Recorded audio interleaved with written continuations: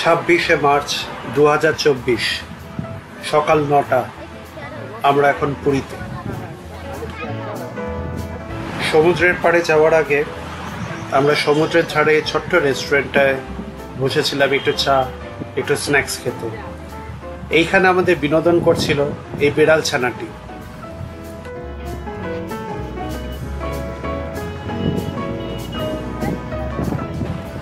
বেড়াল ছানাটি খুব আদুরে, আদর খেতে একদম এক্সপার্ট। যেই আদর করছি একদম চুপচাপ শান্ত হয়ে আদর খাচ্ছি, না হলে বেটা খুব দুরন্ত। এর কাণ্ড কারখানা দেখেই কেটে যাচ্ছিল সময়।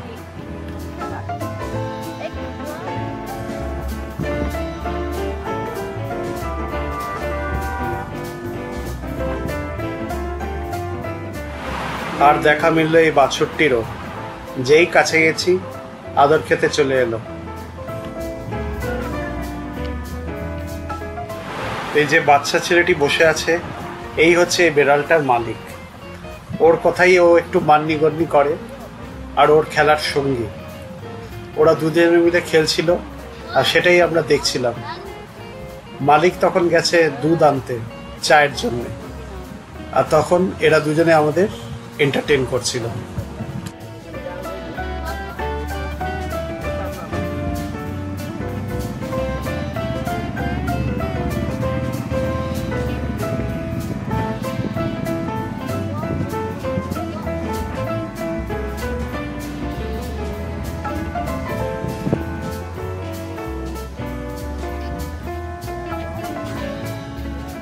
মালিক ততক্ষণে এসে গেছিল সাইকেল নিয়ে। এবার দেখুন কেমন দৌড়লো দুধের লোভে। সাইকেল ধরে চড়ে দাঁড়িয়েছে দুধের লোভে। এবার বেটাকে দুধ দিতে হবে।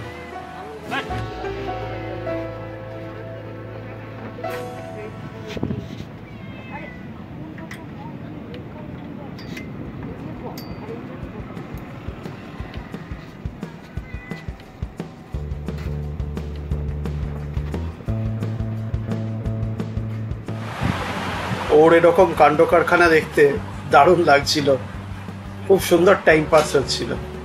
আমরা ঠিক করেছিলাম বাকি দিনগুলোতে এখানেই এসে আমরা চা জল খাবার খাবো, তাহলে এর সঙ্গে রোজ দেখা হবে।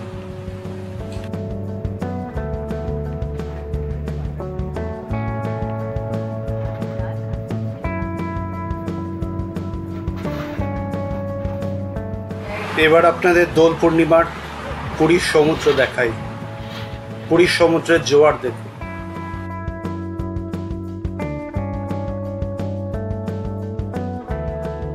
দারুণ লাগছিল তখন পুরীতে জোয়ারের সমুদ্র।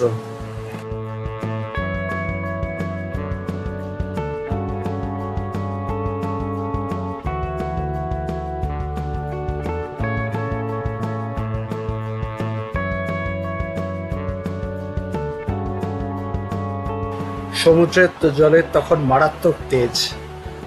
এই জলের জোয়ার দেখতেই তো পুরীতে আসা।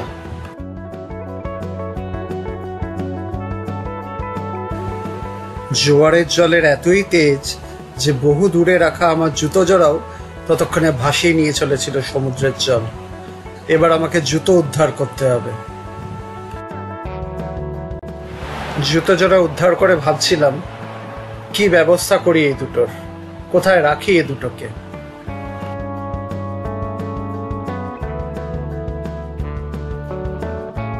সমুদ্রে রাখা এই বাঁশের খুঁটিগুলো দেখে একটা আইডিয়া মাথায় এলো, একটা দুষ্টু বুদ্ধি।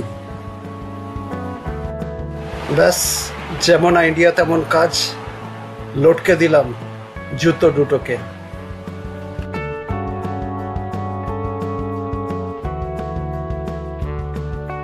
এইবার এখান থেকে ভেসে যাওয়ার আর কোনো চান্স নেই। এবার একদম লাগেজহীন আরামসে ভিডিও করো।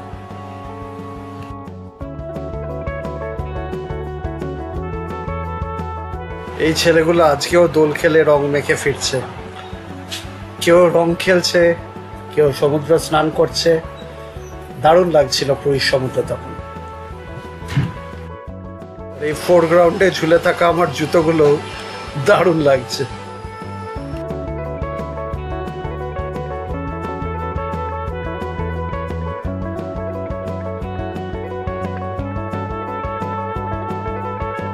দূরে একটি মেয়ে প্রাণায়াম করছে, ওর কাছাকাছি অবধি জল পৌঁছে গেছে। যাই হোক, এবার আপনাদের বলি, পুরীতে এবার আমরা দোল পূর্ণিমায় এসে খুব আনন্দ তো পাচ্ছি, কিন্তু এই আনন্দ পাওয়ার আগে আমরা বেশ বিভ্রাটে পড়েছিলাম। যেহেতু প্রায়ের কোনো অ্যারেঞ্জমেন্ট ছাড়াই আমরা চলে এসেছিলাম, তাই আসার সময় সরাসরি পুরী ট্রেনের টিকিটও পাইনি। আমরা ভুবনেশ্বর হয়ে পুরী এসেছিলাম, সেটা তো একদিক। আরেকটা সমস্যা হয়েছিল হোটেলের। পুরীতে এর আগেও বেশ কয়েকবার আমরা এসেছি এবং বিভিন্ন ছুটিতেই এসেছিলাম, কখনো পুজোর ছুটিতে, কখনো বা দিওয়ালিতে, কখনো বা শীতের ছুটিতে, কিন্তু কখনোই হোটেল নিয়ে সমস্যা হয়নি। কখনোই কোনো প্রায়র হোটেল বুক করে আসিনি আমরা, এখানে এসেই হোটেল বুক করেছিলাম দেখে শুনে। কিন্তু এবারে দোলের ছুটি এবং অন্যান্য ছুটিগুলো একসাথে পড়ে যাওয়ায় পুরীতে এবার প্রচণ্ড ভিড় ছিল। স্পেশালি স্বর্গদ্বারের কাছাকাছি যে হোটেলগুলো, যেগুলো সি ফেসিং অথবা তার পিছন দিকটায়, সব কটা হোটেলে বুকিং একদম সম্পূর্ণ ছিল। 27-28 তারিখ অবধি কোনো রুম অ্যাভেলেবেলই ছিল না। আমরা যেহেতু 4 জন ছিলাম, তাই আমাদের দুটো রুম পেতে খুব অসুবিধা হচ্ছিল। কোথাও একদিন রুম পাচ্ছি, পরের দিন ছেড়ে দিতে হবে, কোথাও বা তার পরের দিন একটা রুম পাচ্ছি, এইরকম। যাকে বলে চূড়ান্ত অব্যবস্থা। এই অবস্থায় আমরা ভাবছিলাম ফিরে যাব কিনা। একবার ভেবে দেখছিলাম যদি রম্ভা বা গোপালপুর অন্যদিকে চলে যাওয়া যায়, অথবা সরাসরি কলকাতায় ফিরে আসবো ঠিক করেছিলাম। 25 তারিখ বিকেলে আমরা গরু খোঁজার মতো হোটেল খুঁজেছিলাম, কিন্তু কোনো হোটেল পাইনি।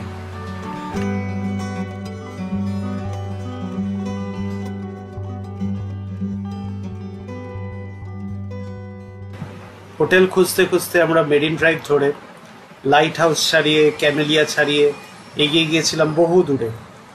স্বর্গদ্বার থেকে প্রায় 2 কিলোমিটার দূরে চলে গিয়ে গলিগালার মধ্যেও আমরা খুঁজে দেখেছিলাম, কোথাও হোটেল যেরকম আমাদের প্রয়োজন অ্যাভেলেবেল ছিল না।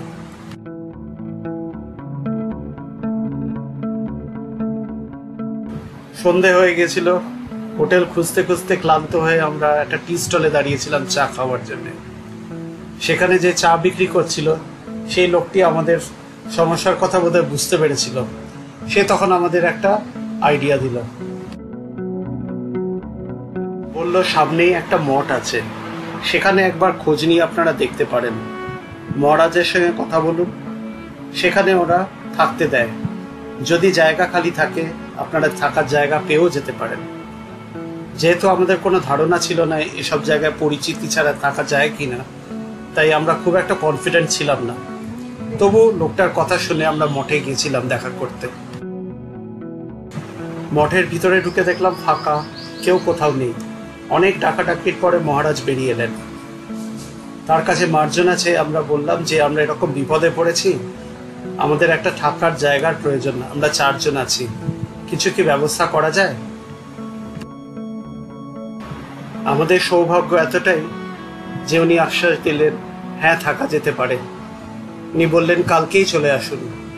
সে জায়গাটা আর কোথাও নয়, সেটা শ্রী মাধব গোস্বামী গৌড়ীয় মঠ। তিনি বললেন আমাদের ভিতরে আসতে এবং যে জায়গায় আমাদের থাকার বন্দোবস্ত করবেন, জায়গাটা একবার দেখে নিতে। তো আমরা ওনার পিছন পিছন গেলাম মঠের ভিতরে। বিরাট বড় মঠটা, প্রচুর মানুষ থাকতে পারে এখানে। দোলের সময় এবং রথের সময় প্রচুর মানুষের সমাগম হয় এখানে। চলুন আপনাদের দেখাই মঠের ভিতরটা। এটা মঠে প্রবেশের গেট। এই গেট খুলেই প্রবেশ করতে হয় মঠে। তারপরে একটা সরু প্যাসেজ ধরে এগিয়ে যেতে হয়। পিছন দিক থেকে মেন এন্ট্রান্স। এবার আমরা এন্ট্রান্সের দিকে এগোচ্ছি। ওনার পারমিশন নিয়ে এই ভিডিওটা করা।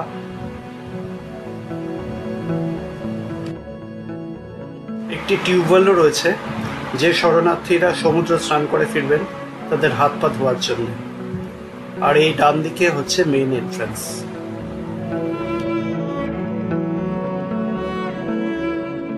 প্রবেশ করা যায়, আর এই গেট খুলে জুতো এখানেই রাখতে হবে। সবাই এখানেই জুতো খুলে রাখে, আর সিঁড়ি দিয়ে ওপরে যেতে হবে। এখন আমরা সিঁড়ি দিয়ে ওপরে উঠছি। 3 তলায় উঠে আসতে হবে। 3 তলায় উঠে এসে এখানে সব থাকার জায়গা। 2 তলায় হচ্ছে ওদের কিচেন। আর সব থেকে যেই মেইন অ্যাট্রাকশনটা এই মঠের বা মেইন আকর্ষণ, সেটা হচ্ছে এই খোলা ছাদটা। এই ছাদ থেকে দেখুন সামনে খোলা সমুদ্র আর মেরিন ড্রাইভ।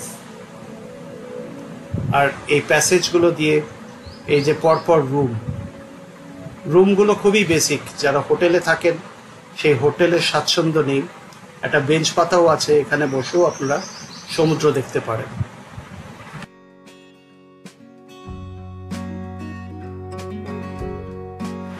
এখানে ব্যালকনিতে দাঁড়িয়ে বা বসে সমুদ্র উপভোগ করা যায়, অথবা ছাদে গিয়েও আপনি অনেকক্ষণ, যতক্ষণ ইচ্ছে সমুদ্র উপভোগ করতে পারেন।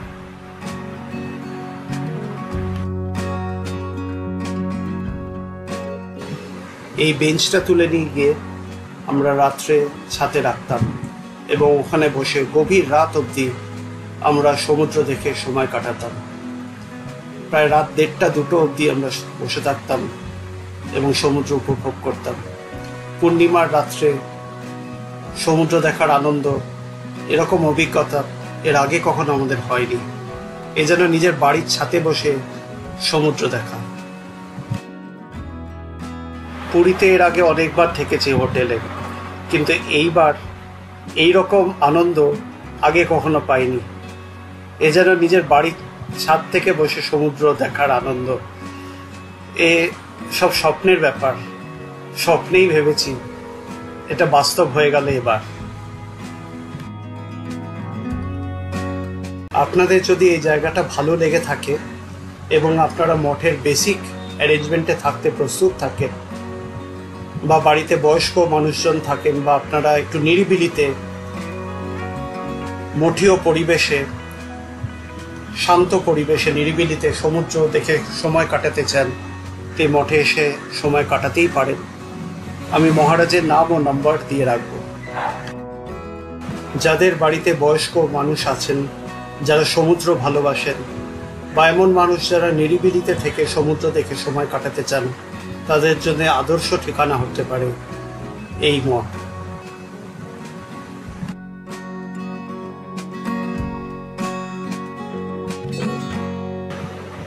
তবে এই মঠে থাকার কিছু বিধিনিষেধ আছে। যারা হই হুল্লোড় পছন্দ করেন তাদের জন্য এই মঠ নয়। যারা ফ্যামিলি নিয়ে, বাচ্চা কাচ্চা নিয়ে বা বয়স্ক মা বাবা নিয়ে নির্বিঘ্নে, ঝামেলাহীন, নির্ঝঞ্ঝাটভাবে থাকতে চান, একমাত্র তাদের জন্যেই এখানে থাকার জায়গা দেওয়া হয়। কাদের থাকতে দেবেন, কাদের থাকতে দেবেন না, সেটা একান্তই মহারাজের নিজস্ব ডিসিশন। আপনারা ফোন করে কথা বলে নিতে পারেন। তিনি যদি রাজি হন তাহলে নিশ্চয়ই আপনারা জায়গা পেয়ে যাবেন। তবে এখানে থাকার একটাই অসুবিধা, এখানে খাবার বন্দোবস্ত কিছু নেই। খাবার আপনাকে খেতে হবে বাইরে, এবং সেই জন্য আপনাকে যেতে হবে স্বর্গদ্বার অবধি। রাতের খাবার আপনাকে স্বর্গদ্বারেই খেতে হবে, এবং দুপুরবেলা যেহেতু এই গরমকাল, তাই আমরা এই আশ্রমের পিছন দিকেই 2-1টা রেস্টুরেন্ট আছে, সেখানে আমরা গেছিলাম। সেখানকার খাবার মান খুব একটা ভালো নয়, কিন্তু মোটামুটি চলনসই। স্বর্গদ্বার আমাদের আশ্রম থেকে 2 কিলোমিটার দূরে। যাওয়ার জন্য অটো ভাড়া পড়ে এক পিঠে 100 টাকা করে। আমরা বিকেলবেলা হাঁটতে হাঁটতে স্বর্গদ্বারে চলে যেতাম। ওখানে সমুদ্রের ধারে বসে চা জল খাবার খেয়ে সময় কাটাতাম, মার্কেট ঘুরে দেখতাম। তারপরে রাত্রে খাবার খেয়ে আবার অটো ধরে আমরা ফিরে আসতাম আশ্রমে। এখন আমরা আছি স্বর্গদ্বারের কাছাকাছি।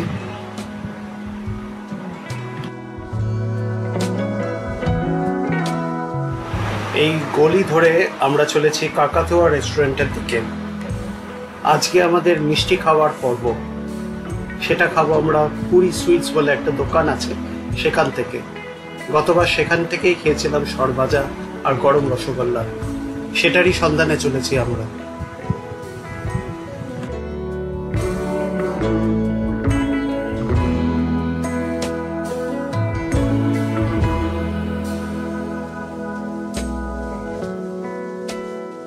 আমরা এগিয়ে চলেছি কাকাতুয়া রেস্টুরেন্টের দিকে। এখানে দুটি কাকাতুয়া রেস্টুরেন্ট আছে, একটা নতুন আর একটা পুরনো। আমরা এগিয়ে যাচ্ছি আদি কাকাতুয়া রেস্টুরেন্টের দিকে।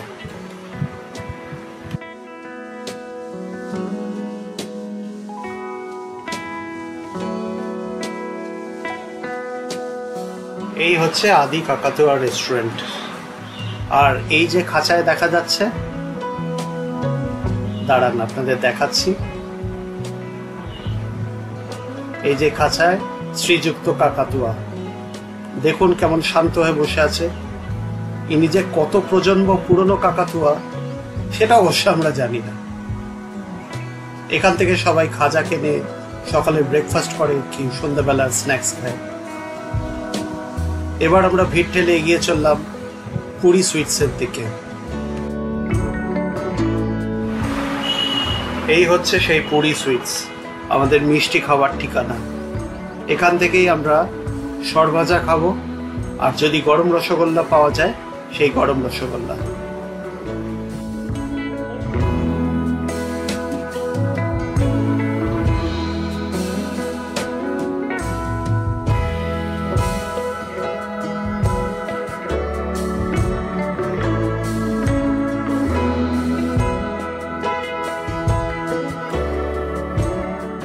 এখানে বিভিন্ন রকমের কোয়ালিটির খাজাও রয়েছে, আপনারা চাইলে খাজাও কিনতে পারেন এখান থেকে। আর এই যে সরভাজা, এই সরভাজা পাওয়া যাচ্ছে। এই সরভাজা হচ্ছে 300 টাকা কিলো। গরম রসগোল্লা ছিল না, তাই জন্য গরম রসগোল্লা পাওয়া গেল না, আমরা সরভাজাই খেলাম। পুরী এলে এখান থেকে একবার সরভাজা ও রসগোল্লা খেয়ে দেখবেন, দারুণ লাগে। এরপর এখান থেকে গেলাম বিচে। চাঁদনি রাত্রে সমুদ্রের ধারে বিচে বসে চা খেতে ও গল্প করতে খুব সুন্দর লাগে।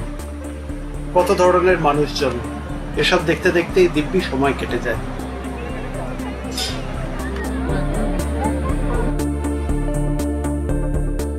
রাতের খাওয়া আমরা খেতাম পারিজাত রেস্টুরেন্টে। এটা একটা বাঙালি রেস্টুরেন্ট। এখানে বাঙালি এছাড়া চাইনিজ এবং সাউথ ইন্ডিয়ান ডিশেসও পাওয়া যায়। এখানেই আমরা প্রতি রাত্রে ডিনার করতাম এবং দু একদিন লাঞ্চেও আমরা এখানে এসেছি লাঞ্চ করতে। খুবই ভালো মানের খাবার এবং প্রিপারেশনও খুবই সুন্দর।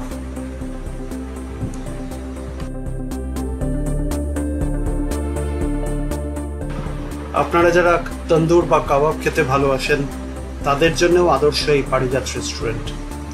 ফিশারম্যানস যে রেস্টুরেন্ট আছে তার ঠিক পাশেই এই পারিজাত রেস্টুরেন্ট। একবার খেয়ে দেখতে পারেন, কথা দিচ্ছি ভালো লাগবে। পরিবেশও খুব সুন্দর, ছোট্ট সুন্দর এবং ঘরোয়া পরিবেশ।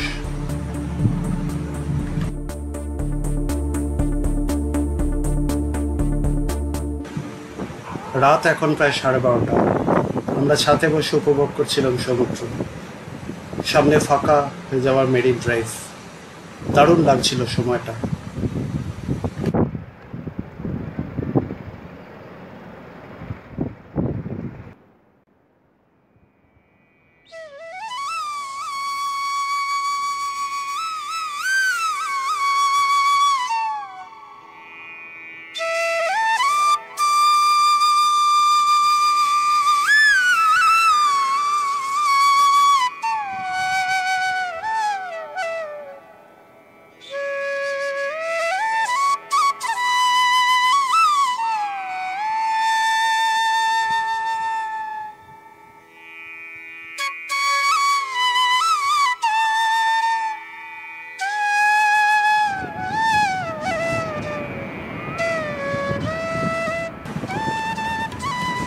আর কোনো কথা নয়, এবার চুপচাপ সমুদ্রের সঙ্গে একাত্ম হওয়া, সমুদ্রের পাড় ধরে হেঁটে যাওয়া।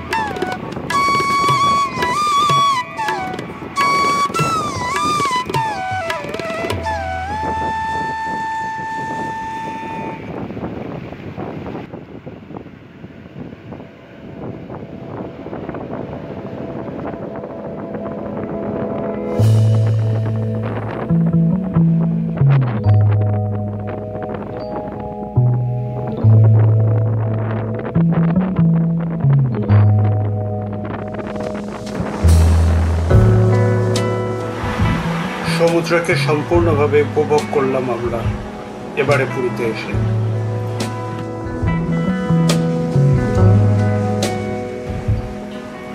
একদম অন্যরকমের ছুটির অভিজ্ঞতা হলো এবার পুরীতে।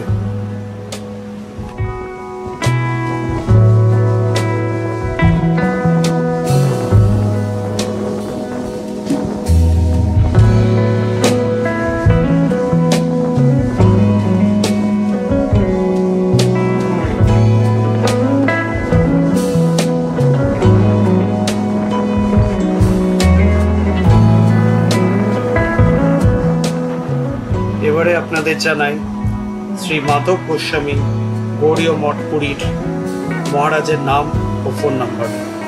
মহারাজের নাম মহারাজ দীনবন্ধু এবং ওনার মোবাইল নাম্বার হলো 7381471740।